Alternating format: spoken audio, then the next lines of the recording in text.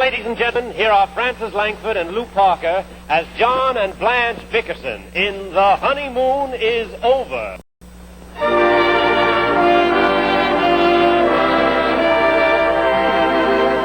The Bickersons have retired. 3 o'clock in the morning finds Blanche Bickerson tense and wide awake as poor husband John, victim of lethargic insomnia, or Oxfell's syndrome, battles through the crisis during an attack of the dread ailment.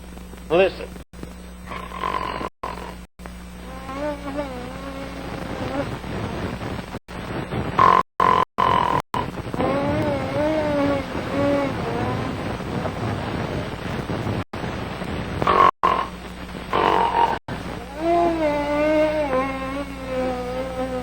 Like sleeping with an outboard motor.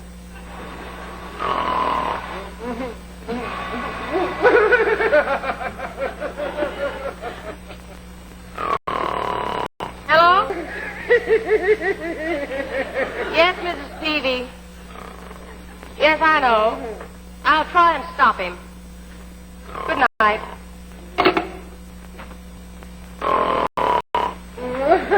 John, you've got to stop. Stop it. Stop it, Blanche. What's the matter?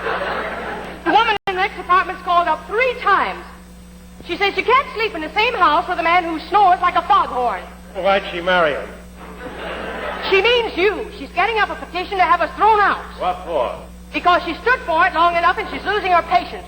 She's revolting. I know. I've seen her. Husband's no bargain either. Is it any wonder you make those unearthly noises? You're sleeping upside down. What difference does it make how I sleep? It makes a lot of difference. I've wasted a whole bottle of nose drops. Hose drops. No wonder my toes are stuck together. Well, I thought I was putting them in your nose. You were rasping away when I came home, and I didn't want to put the lights on. So put them out. Can't understand why you slept in that position anyway. You never did it before. Why'd you do it, John? Clock was too noisy. Kept chiming in my ear. I can just imagine the clock waking you. You wouldn't get up if we had Big Ben in the room. Big Ben who? Get in the bed the right way, John. Go on.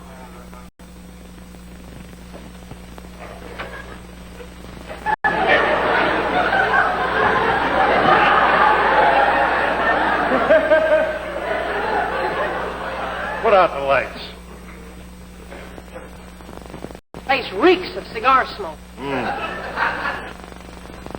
You threw me out of the house tonight and invited those foul friends of yours and had a ball.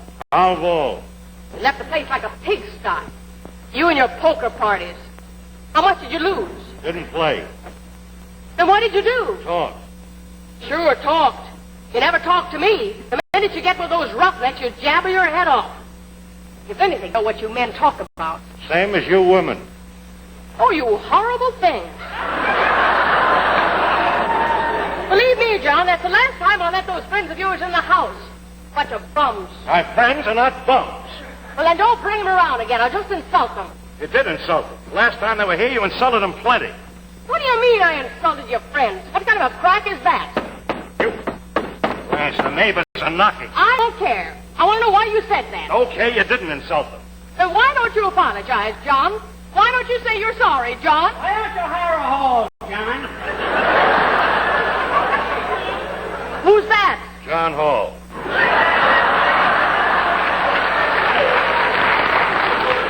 Blanche, will you please settle down? You'll wake everybody in the building. Accusing me of insulting your friends. I suppose it was all right for that Al Homer or whatever his name is to pour bourbon in the goldfish bowl. Didn't hurt the goldfish. Been snapping at the cat since Friday. And he wasn't too polite when I told him to stop either. But I put him in his place. Oh, dear. Believe me, when it comes to a battle of the tongues, you can be sure I'll hold my own. You say it, but you won't do it. Well, I won't clean up the mess you left here tonight. Why can't I have a maid? You had a maid. You had 3 maids, and you fired them all after 1 day. Well, they weren't clean. They never swept behind the door. They did, too. They swept everything behind the doors. All our friends have good help. Look at the Shaws. They have 2 servants, and I'll bet Mel doesn't make half as much as you do. Mel Shaw is the biggest idiot in town. He is not. And he's got the most stupid wife in the world. You got a more stupid wife than he has. What? I mean, there's nothing wrong with Louise. She's just a clinging, vine type, and Mel happens to be very indulgent. Nobody indulges more than I do. That's no lie. I bet there are 9 million empty bourbon bottles in the closets. That's where your money. I never bought an empty bottle in my life, and you know it. Then why don't you get rid of them? Is there a deposit on them? No. Then why are you so asked to a lot of dead bottles? I was with them when they passed away. Why don't you let me get a few hours sleep? Wouldn't bother you at all if it wasn't for your snoring. Can I help it if I snore? Yes, you can. Dr. Hershey says you snore because you have a pair of bulging antrums and they're too big for your little pharynx.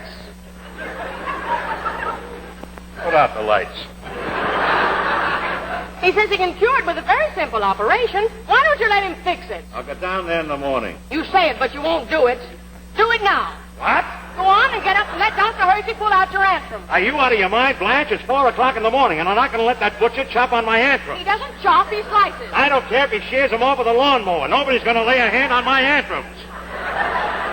I'll bet you'd take out your antrums quick enough if Gloria Gooseby asked you. Now, don't start with Gloria Gooseby. Believe me, before you'd get fresh with her, you'd think of the consequences. I always get fresh with her, and I never think of the consequences. What? I mean, I hate the sight of Gloria Gooseby, and I forbid you to mention her. Oh, keep quiet. There's somebody at the door. Get up and see who it is. Fine time of night to be ringing doorbells. Probably one of the neighbors coming to complain. Give her a light. Where's my slipper? How do I know? Didn't you wear it when you were playing poker? I told you I didn't play poker.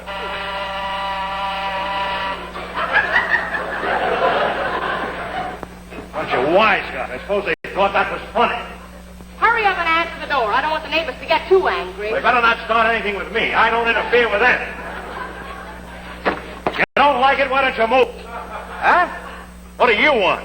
I got a telegram from Mrs. John Bickerson. 98 cents collected. Wait a minute.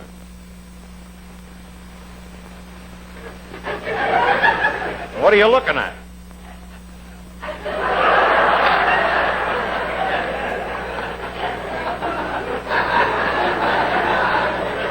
Keep the change.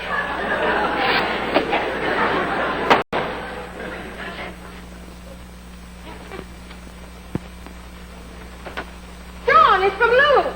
Who's Luke? My sister Horny's husband. She's expecting any minute. Expecting what? A baby, silly. Another one? She just had one 3 months ago. She did not. You're thinking of my sister Clara. I never think of your sister Clara. This is my other sister in Idaho. You know them. Luke and Horty Pratt. They live in Dutch Falls. What kind of sisters have you got? One lives in Peapack, one lives in Pratt Falls. Dutch Falls. Her name is Pratt. They have 11 children. This is the 12th coming up. 12th coming up. Good idea. 12th child coming up. 12 children, huh? Yep. Well, I tell you something. I can't figure people out sometimes. They've got a lot of nerve sending a telegram collect, I'll say that. Luke isn't doing anything. He's doing plenty. What does that loafer want now? He's not a loafer. He's just had a lot of bad luck since he got out of the Army. What kind of luck did he have in the Army? Well, he must have made a lot of money. He worked himself up to field marshal, didn't he? He worked himself up to buck private. John Bickerson, you know very well we got word that he was a field marshal. He was a private and he was court-martialed. Field marshal. Field marshal, court marshal, what's the difference? Cordy needs me and I'm going to her. I'll take a plane in the morning. We can't spend that money. Why does she need you now? I wouldn't think of letting her have the baby all by herself. She's had 15 babies all by herself. 11. All right, 11. And you can forget about going to Pratt Falls, that's all. Dutch Falls. My mother will give me the fare and I won't be gone but a week. Help me pack. No, I won't do it. Oh, it won't be so bad, John. Of course, you'll have to eat with those horrible friends of yours, and I won't be here to talk to you at night. Say no more, Blanche. Get your luggage.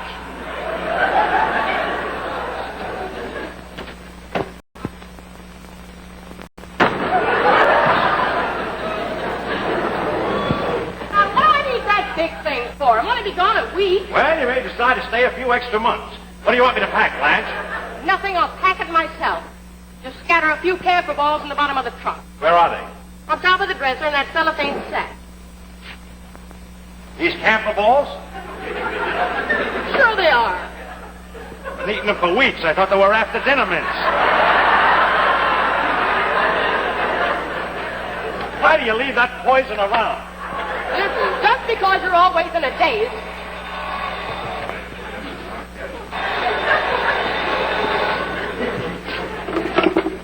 Hello?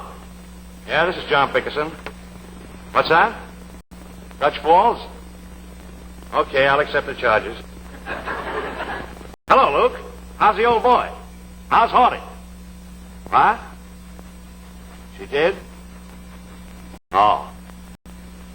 Congratulations. Hi, Luke. Well, what do you think? You had a boy, 19 pounds, 8 ounces. Oh, I'm so happy. That's wonderful. And how's Horty? Fine. No complications? No, Thank heavens. That's what I was afraid of. Now I don't have to go. that's what I was afraid of. Don't think I didn't know it. You were so happy at the thought of getting rid of me, you were beside yourself. I wasn't happy at all. Why did you marry me if you don't love me? You can't stand the sight of me. I can stand it fine. You don't love me. Yes, I do. You don't. I tell you I do. You never say it. I say it 1,000 times a day. But I have to hound you. Why can't you tell me you love me when I don't hound you? I love you when you don't hound me. Satisfied? No. I've never been so unhappy in all my life. Blanche, what's the matter? You were just happy. Your sister had a baby and everything was fine. Nothing's fine. Look at me. Is it any wonder I'm so nervous and irritable? Everybody has a family. The Shaws have children. The Kellogg's have children. Everybody has children. John, Blanche, it's 4 o'clock in the morning. Put out the light and go to sleep.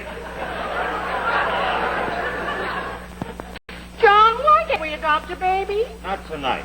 Please, John, we can afford it. You've got a good job now. And think of the comfort a little child would be to the both of us. Well, maybe. Let me think it out. Oh, please, John, I'll be so happy. Promise me. All right, I promise. Adopt a little boy. No, dear, a little girl. What's the matter with a boy? Nothing. But a little girl can be so adorable. I can shop for her, buy her the most beautiful clothes, and give her dancing lessons. When she grows up, we'll spend a lot of money on her and give her a big wedding. Think of it. I'm thinking of it. I'll teach her everything I know. And when you come home from work every night, you'll have 2 of us. Don't you see, dear? You'll have another me. Had you thought of that? No, but we'll get her anyway. Good night, Blanche. Good night, Daddy.